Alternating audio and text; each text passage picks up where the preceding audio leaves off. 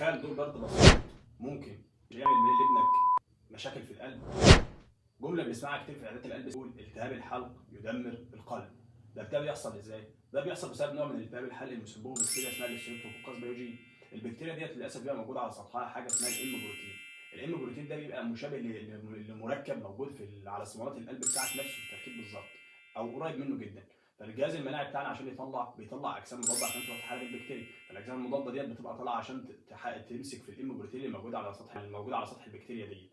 فوهي طالعه ماشيه في الدم، طالعه بتوصل للقلب.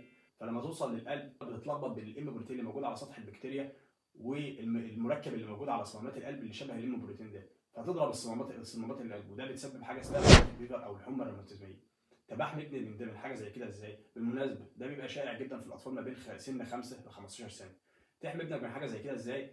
لو ابنك قال لك عنده سخونيه، تورم في اللوز، قال لك زوري بيوجعني، على طول تاخد ابنك ما تستهونش بالموضوع وتقول ده دور برد عادي اشربه حاجه سخنه ومش عارف امشي له اي حاجه وهيعدي. لا، تاخد ابنك وتطلع بيه على الدكتور هيكشف عليه ويشوف، هيلاقيه محتاج مضاد حيوي، هيمشيه على مضاد حيوي من اسبوع ل 10 ايام. وكده انت حمايه ابنك من المشاكل اللي هتحصل له بعد كده لما يكبر، والقلب ما بيهزرش.